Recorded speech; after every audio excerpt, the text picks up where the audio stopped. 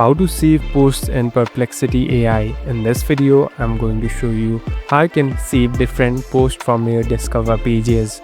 First of all, open the application. Now, here on the bottom, simply tap on this Discover button. So this is the place or this is the feed where you'll be able to find different news and different things that you're interested in. Now, you can simply tap on the one, and here on the right bottom, you can see this save button. Simply tap on this save button. Now, as you can see, this has been automatically bookmarked. Later, you can easily check out this news whenever you want to.